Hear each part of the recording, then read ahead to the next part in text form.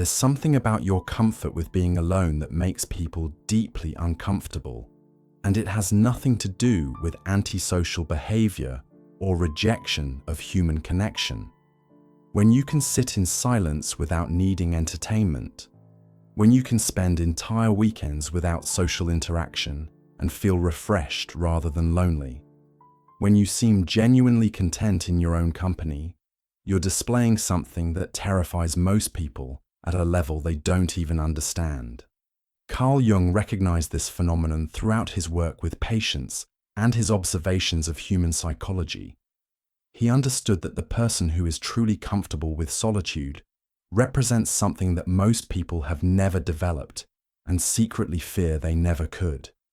Not loneliness, but what he called the integration of the self, a psychological wholeness that doesn't require external validation or constant stimulation to maintain. But here's what makes your solitude so threatening to others. It's not that they think you're antisocial or damaged. It's that your contentment in solitude forces them to confront the uncomfortable truth about their own relationship with themselves. When they're alone, they're anxious, bored, or depressed. When you're alone, you're at peace. And that difference reveals something about the human condition that most people spend their entire lives avoiding. Today, we're going to explore one of Jung's most unsettling insights about human psychology. The people who are genuinely comfortable with solitude aren't just different from the majority. They represent an evolutionary step in consciousness that most people haven't achieved and may never achieve. And this creates a psychological dynamic that goes far deeper than social preferences or personality types. What I'm about to share with you will explain why your comfort with being alone generates reactions in others that seem disproportionate to the situation. Why people feel compelled to interrupt your solitude, to question your choices, to express concern about your social life, or to project their own fears onto your contentment. Jung wrote, "The most terrifying thing is to accept oneself completely. But what he really understood was that most people are so afraid of their own inner world that encountering someone who has made peace with theirs creates an almost existential crisis. Your solitude isn't just personal preference. It's proof that psychological integration is possible, and that proof is threatening to people who have never attempted it. If you want to understand the deeper psychological dynamics at play when your comfort with solitude triggers unexpected reactions in others, make sure to subscribe to this channel. We explore the Jungian insights that reveal hidden truths about human consciousness and social behavior. The person who is genuinely content in solitude has achieved something that Jung considered one of the highest forms of psychological development.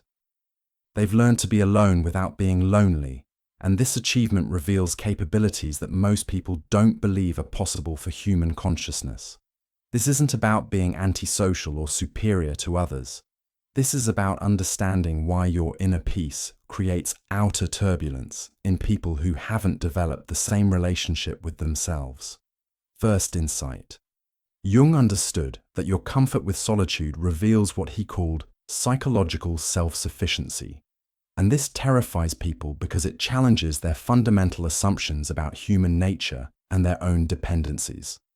Most people believe, at a deep unconscious level, that human happiness requires external inputs, other people's attention, social validation, constant entertainment, busy schedules, external goals to pursue. When they encounter someone who seems genuinely fulfilled by their own inner world, it creates what Jung called cognitive dissonance at a profound level. If you can be happy alone, then their belief that they need others to be happy might be wrong. If you can find meaning in solitude, then their need for constant external meaning might be a limitation rather than a natural human requirement. This realization is deeply threatening because it suggests that their emotional dependencies might be choices rather than necessities, weaknesses rather than natural human needs. Your solitude forces them to question whether their constant need for social interaction, external validation, and stimulation might actually be signs of psychological underdevelopment rather than healthy social behavior. But here's what makes this even more unsettling for them.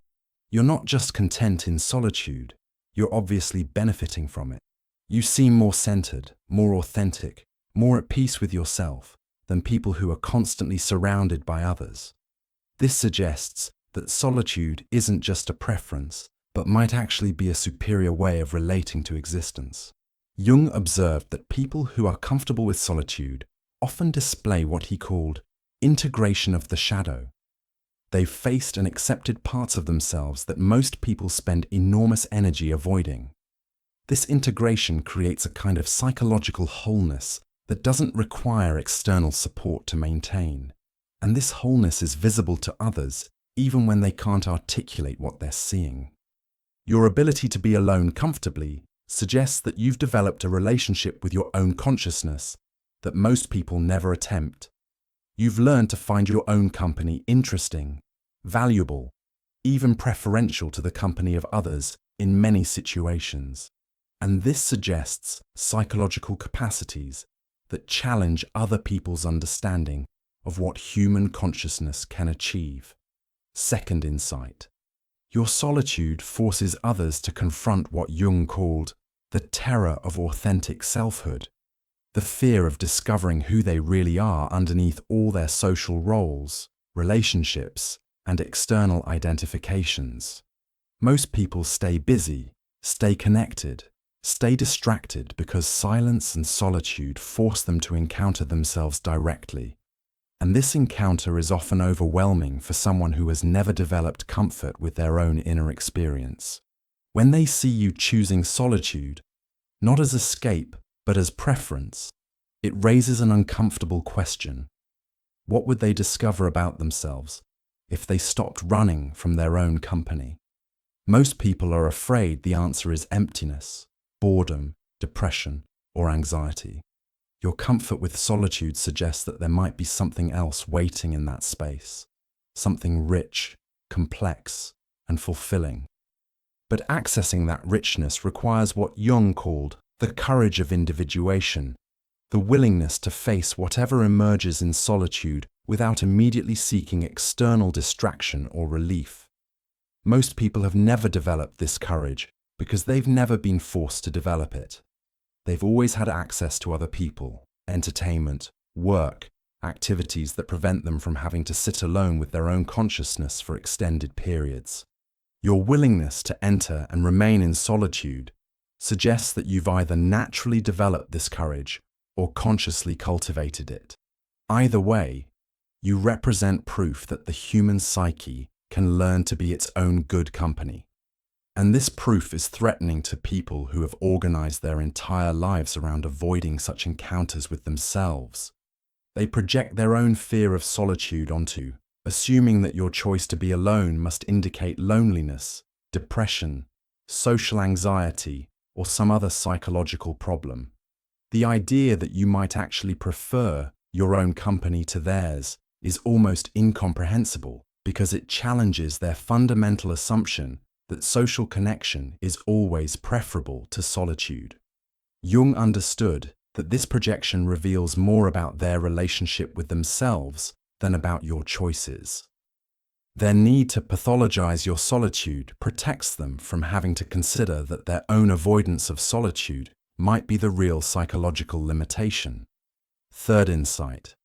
Jung recognized that people who are comfortable with solitude often develop what he called access to the collective unconscious, a deeper level of psychological awareness that emerges only in sustained silence and introspection.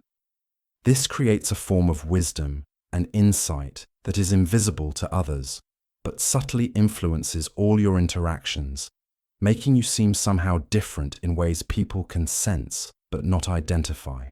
Extended periods of solitude allow your consciousness to move beyond the surface, concerns of daily social interaction, and access deeper patterns of meaning, insight, and understanding. Jung believed that this deeper awareness is available to everyone, but can only be reached through sustained periods of inner attention that most people never experience. When you emerge from solitude, you bring this deeper awareness into social interactions, even when you're not conscious of doing so. You respond from a place of psychological depth that others can sense but don't understand. Your perspectives seem to come from somewhere beyond immediate social consensus. Your insights touch on universal rather than merely personal truths. Your presence carries a quality of centeredness that suggests access to something most people haven't found. This deeper awareness makes you simultaneously more relatable and more mysterious.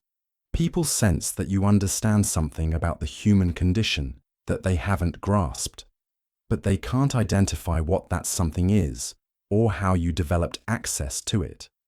Jung observed that this kind of psychological depth often emerges through what he called active imagination, the ability to engage consciously with the deeper levels of your own psyche that become accessible only in solitude. Most people never develop this capacity because they never spend enough time alone to discover that it exists. Your comfort with solitude suggests that you've either naturally developed this deeper awareness or are in the process of developing it. Either way, you represent psychological possibilities that others haven't explored, and this representation can be profoundly threatening to people who have never considered that such exploration might be possible or valuable. They sense that your solitude is productive rather than just passive, creative rather than merely recuperative, transformative rather than simply restorative. And this productivity suggests that solitude might offer something more valuable than social interaction in certain contexts, which challenges their assumptions about where meaning and growth come from. Fourth insight. Your solitude reveals what Jung called emotional independence. And this independence threatens people because it suggests that many of their emotional needs might be choices rather than requirements, dependencies rather than natural human conditions. Most people rely on others for emotional regulation, validation, meaning, entertainment, and basic psychological stability. When they encounter someone who seems to have developed internal sources for these psychological needs, it creates profound discomfort because it suggests that their own emotional dependencies might be limitations they could potentially overcome rather than permanent features of human psychology. Your ability to maintain emotional equilibrium in solitude indicates that you've developed what Jung called internal objects, psychological resources that provide the emotional support, validation, and companionship that most people can only access through relationships with others. This doesn't mean you don't value relationships, but that you don't need them for basic psychological functioning. This emotional independence is visible in how you handle social situations. You participate from choice rather than need. You can disagree without anxiety about social consequences. You don't require constant reassurance or validation. You seem comfortable with silence, and you don't appear to be performing for social approval. People sense this emotional independence even when they can't articulate what they're observing, and it creates a complex mixture of admiration and resentment. They admire the freedom they sense in your emotional self-sufficiency, but they resent the implication that their own emotional dependencies might be weaknesses they could address, rather than natural human requirements they must accept. Jung understood that emotional independence isn't achieved through rejecting relationships, but through developing such a complete relationship with yourself that external relationships enhance rather than complete your psychological experience. This distinction is subtle but profound, and it creates entirely different dynamics in how you relate to others. Your emotional independence allows you to be more genuine in relationships because you're not trying to get your psychological needs met through other people. You can offer authentic connection because you're not desperately seeking validation or emotional regulation from every interaction. Fifth insight. Jung discovered that sustained solitude often leads to what he called authentic individuation, the process of becoming genuinely yourself rather than a collection of social roles, learned behaviors, and other people's expectations. And this authenticity is perhaps the most threatening aspect of your solitude, because it suggests possibilities for human development that most people have never considered. Most people spend their entire lives trying to figure out who they're supposed to be, what career to choose, what relationships to pursue, what values to adopt, what lifestyle to maintain.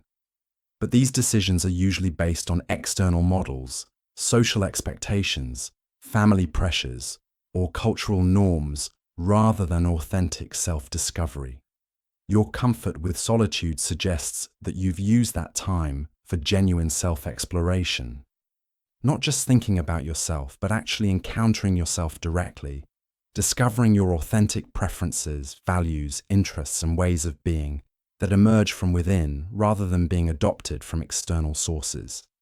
This authentic individuation creates a form of personal presence that is both magnetic and unsettling. People are drawn to authenticity because it's rare and refreshing, but they're also threatened by it because it highlights the extent to which their own persona might be constructed rather than genuine. Jung understood that most people live primarily through what he called the persona, the social mask they wear to meet external expectations and gain social acceptance. But authentic individuation requires gradually dropping this mask and learning to live from your genuine self, regardless of whether that self meets social expectations or not. Your solitude provides the space necessary for this process, because authentic selfhood can only emerge when you're not constantly adapting to other people's presence, expectations, or energy. In solitude, you don't need to perform any social role, which allows your genuine preferences, thoughts, and ways of being to surface. When you return to social interaction after sustained solitude, you bring this authenticity with you, and people can sense that you're operating from a different psychological foundation than they are.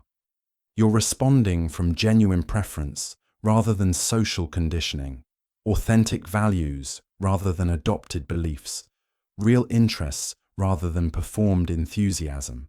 And here, we reach Jung's most profound insight about why your solitude scares people more than anger, aggression, or any other challenging emotion ever could. Anger is familiar. Even extreme anger is still recognizable as a normal human experience that most people have felt and can understand, even if they don't like it. But genuine comfort with solitude represents something that most people have never experienced and secretly doubt is possible. Your contentment in your own company suggests psychological capabilities that challenge their fundamental understanding of human nature and their own potential for development. Jung believed that the ultimate goal of psychological development is what he called the transcendent function, the ability to hold paradox, to be simultaneously connected to others and complete within yourself, to be social when you choose and solitary when you prefer, to draw meaning from both relationship and independence. Most people get trapped in either or thinking about solitude and social connection. They believe they must choose between being social people or solitary people, between needing others and being independent, between finding meaning in relationships or finding it within themselves. But your comfort with solitude suggests that you've moved beyond this false dichotomy. You've discovered that psychological wholeness includes both the capacity for deep connection with others and complete comfort with yourself. You can be genuinely social and genuinely solitary, authentically connected and authentically independent. This integration is what makes your solitude so threatening to others. It's not just that you're comfortable being alone, it's that your comfort with solitude enhances rather than diminishes your capacity for authentic relationship. You relate to others from fullness rather than neediness, choice rather than dependency, authenticity rather than performance. People sense this integration even when they can't articulate what they're observing, and it creates a complex reaction that combines admiration, envy, confusion, and sometimes hostility. They're drawn to the freedom and authenticity they sense in you. but they're threatened by the implications of what that freedom and authenticity suggest about their own psychological development. Your solitude represents proof that human consciousness can achieve forms of integration and wholeness that most people have never attempted. Not because you're superior to others, but because you've been willing to do the psychological work that solitude makes possible, and social busyness tends to prevent. Jung's ultimate insight was that the people who are most threatened by genuine solitude are usually the ones who most need to develop comfort with their own company. Their reaction to your contentment in solitude reveals their own fears about what they might discover if they ever stopped running from themselves. The next time someone expresses concern about your comfort with being alone, asks why you don't need more social interaction, or projects loneliness onto your contentment with solitude, remember what Jung understood. Their reaction isn't really about you. It's about their own relationship with themselves, and their fear that they might never develop the psychological resources necessary to enjoy their own company the way you obviously do. Your solitude isn't a problem to be solved or a limitation to be overcome. It's a psychological achievement that represents capacities most people never develop, and your comfort with it is evidence of integration that Jung considered one of the highest forms of human psychological development.